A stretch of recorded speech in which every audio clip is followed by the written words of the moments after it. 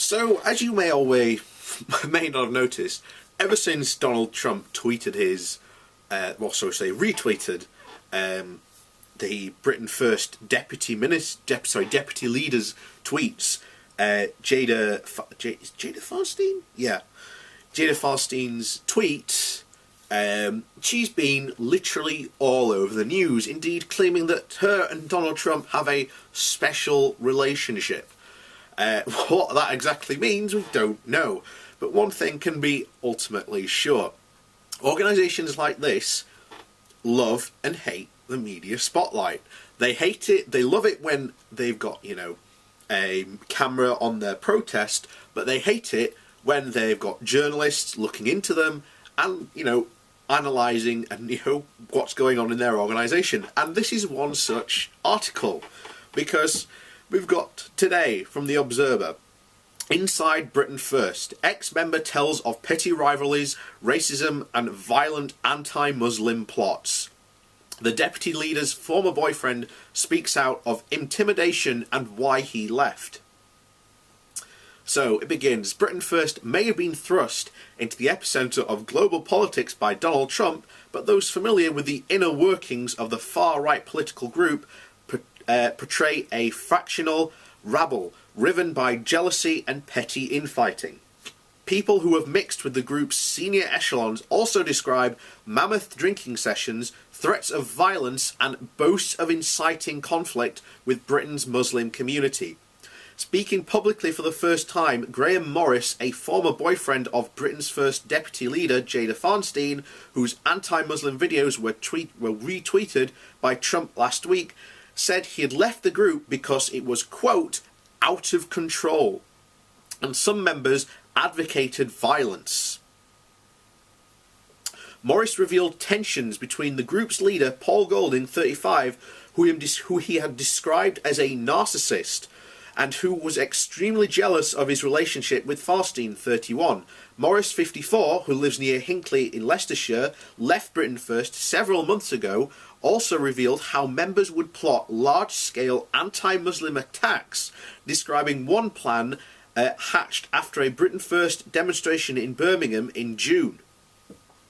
Quote, they were talking about damaging mosques up and down the country, targeting them all at the same time. I've got a young child. I don't want to be part of any mosque attacks. Or any sort of that thing, he said. He also described how the group's security guards would be told to kick people's doors in. And despite the group claiming officially to reject racial hatred in all forms, members were openly racist. Experts who have followed the rise of Britain First insist that President Trump's extraordinary intervention will ultimately fail to have an electoral impact. Despite having a 1.9 million Facebook likes and 27,000 Twitter followers, the group is believed to have attracted fewer than 1,000 members. Matthew Collins of the anti-fascist group Hope Not Hate said, "It has been internal difficulties and ongoing legal cases that have very little to do with politics and more to do with the culture of the party, which is one of jealousy, drinking, and intimidation. There'll be no political gain, and they won't be standing in any more elections. They'll just intimidate more people and beg for more money." Collins said that despite last week's massive publicity, the party was unlikely to avert what he called a gradual decline. Quote, the nature of Britain's First is that during the last 6 to 12 months, it has become more and more extreme, returning to its British National Party roots, and the relationship between its senior members is unlikely to be repaired. Morris, who said he'd become involved with Britain First earlier this year because of concerns over Sharia law, said he quickly became disillusioned with its racist and violent tendencies. On Friday, Feinstein threatened New York Times reporters who sought to interview her with home visits of their own. Morris' misgivings first began during the Britain First protest in Birmingham in June, when Faustine invited his 10-year-old son onto the stage. She was asking me to bring my son to the demonstration, and then she took him on stage. Then there was a picture of my son on stage used in a publicity stunt like some sort of poster boy. I wasn't very happy with that, and we started falling out, added Morris, who said that he had contacted the police regarding harassment he's had since he left the group.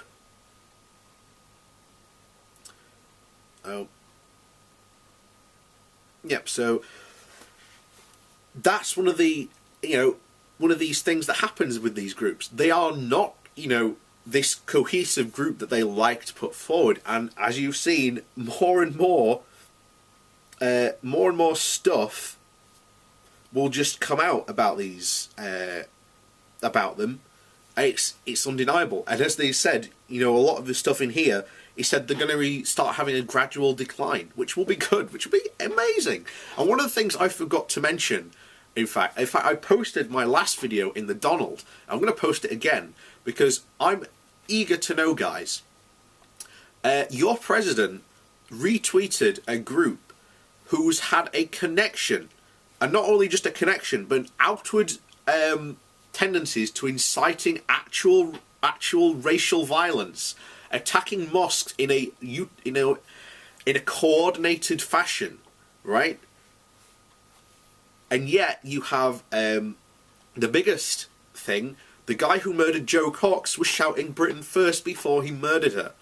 Are you really so sure and confident that, backing this group, as you somehow now are on the Donald, is such a good idea? Do you really think this is a good idea, guys? That backing this group is going to be a good idea? Because, to me, it sounds like you're backing a house of cards that's already started to fall down.